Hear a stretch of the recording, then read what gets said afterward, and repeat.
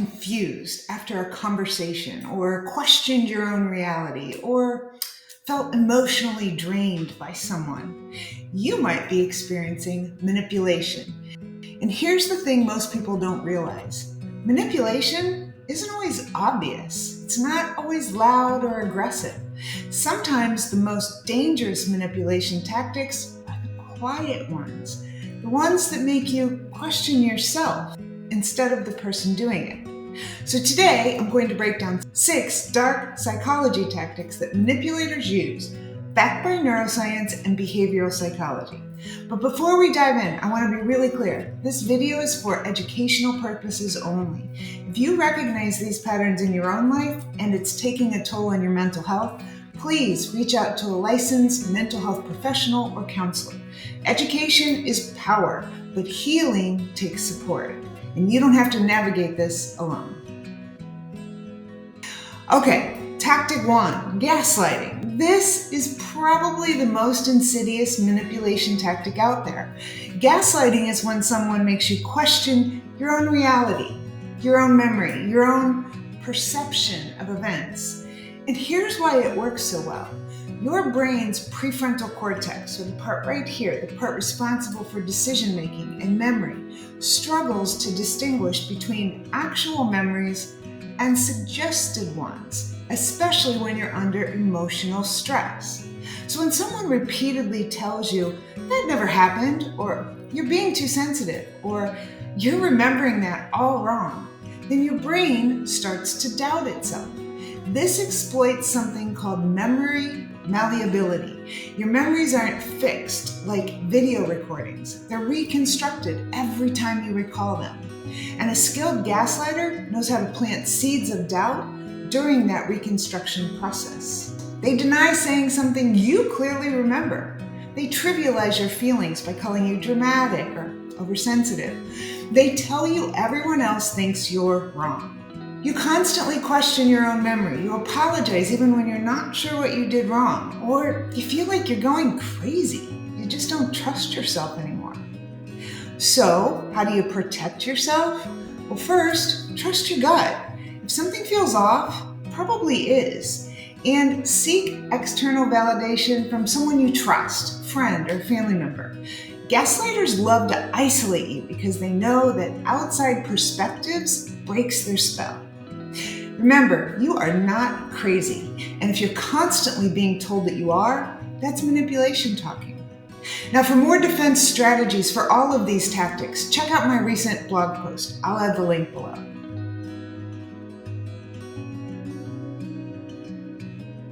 Love bombing feels good at first, which is exactly why it's so dangerous. Love bombing is when someone overwhelms you with affection, attention, gifts, compliments, especially really early in a relationship. They come on strong, they move fast, they make you feel like you're the most special person in the world. And here's the neuroscience behind why this works. It actually creates dopamine flooding in your brain's reward system. Now, dopamine is the same neurotransmitter involved in addiction. But when someone love bombs you, your brain lights up like it does with cocaine or gambling. You get addicted to that feeling, to that person, and you start to crave it more. Now, the manipulator knows this. They create that intense high. They get you hooked. And then they can start withdrawing that affection as a control mechanism. Your brain goes into withdrawal, and you'll do anything to get that feeling back. So some of the red flags are that the intensity doesn't match the timeline.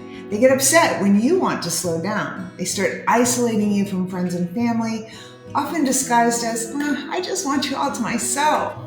This affection feels conditional, like it could be taken away at any moment. It's important to maintain healthy boundaries from the start. If someone can't respect your need for space or time with others, that's a real red flag. If you've experienced love bombing, share your story below. This one is far more common than people realize. This is the opposite of love bombing, but just as manipulative, maybe even more addictive.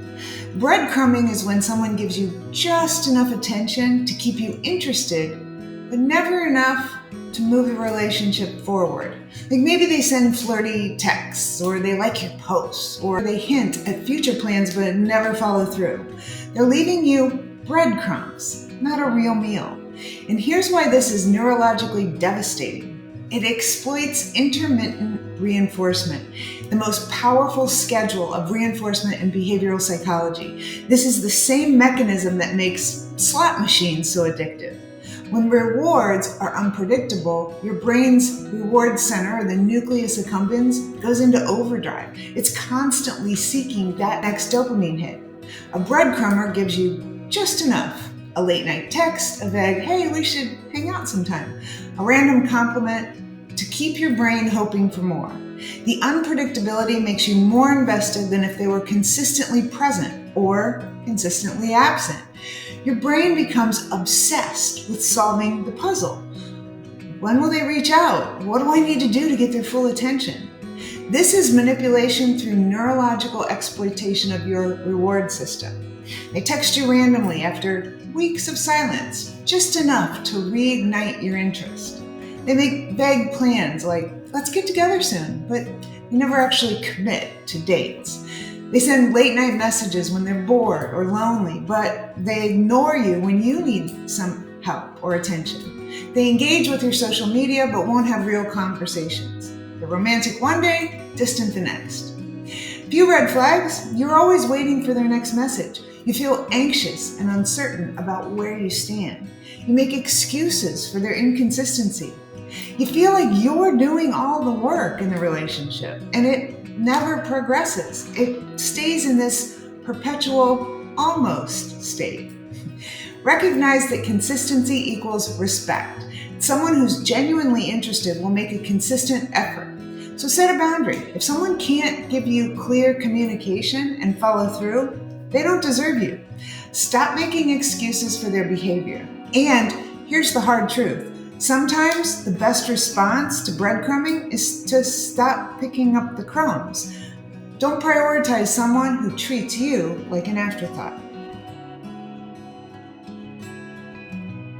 This is when the manipulator brings third parties into your relationship to create jealousy, insecurity, and competition. Triangulation works by activating your brain's social comparison mechanisms and threat detection systems in the amygdala. Now, your amygdala, remember, is your brain's alarm system, and it perceives social rejection as a legitimate threat, the same way it would perceive physical danger.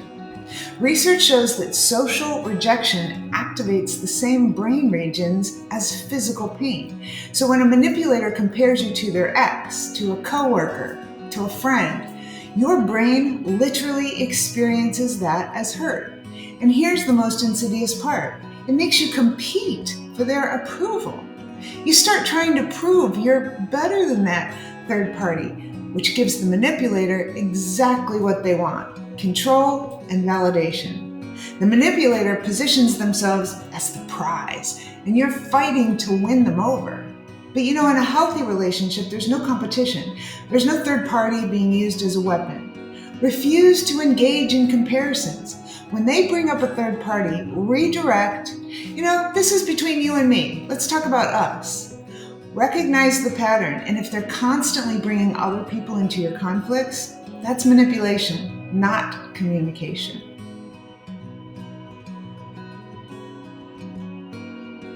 Neuroscience shows this is actually a form of emotional abuse. The silent treatment is when someone withholds communication as punishment. They ignore your texts, refuse to talk to you, and shut down emotionally, give you the cold shoulder. It's not just uncomfortable, it's neurologically painful.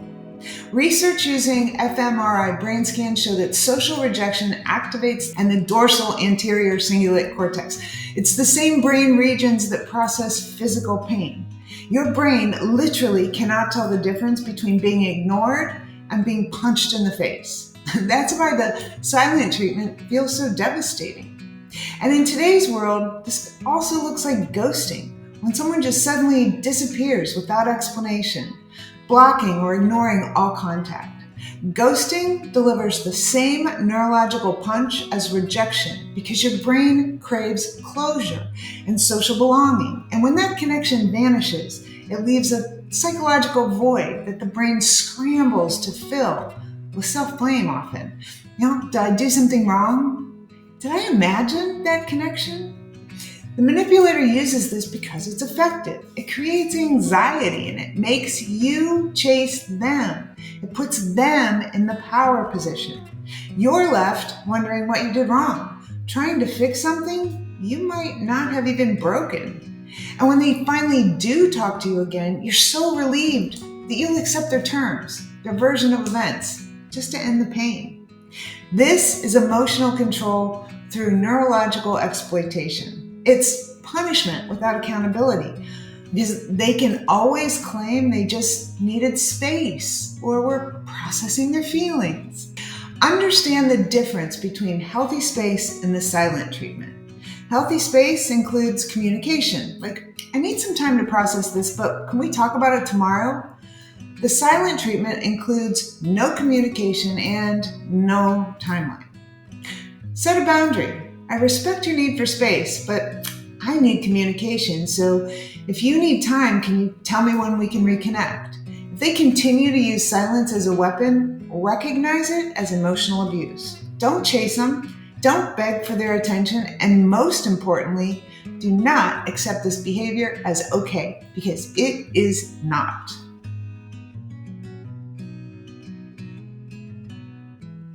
This is when someone accuses you of the exact behavior they are guilty of. Projection is a psychological defense mechanism where someone takes their own unacceptable thoughts, feelings, or behaviors and attributes them to someone else. It's their brain's way of avoiding the cognitive dissonance that comes with acknowledging their own flaws. So here's the neuroscience. When your brain encounters information that conflicts with your self-image, it creates psychological discomfort called cognitive dissonance. Your prefrontal cortex works overtime to resolve this discomfort. And one way it does that is through projection, literally projecting your own issues onto someone else. A manipulator who's cheating will accuse you of cheating. Someone who's lying call you a liar. Someone who's being selfish will claim you're the selfish one. By projecting this behavior onto you, they accomplish two things. They avoid accountability for their own actions, and they put you on the defensive, making you prove your innocence instead of questioning their behavior. It's a masterclass in deflection.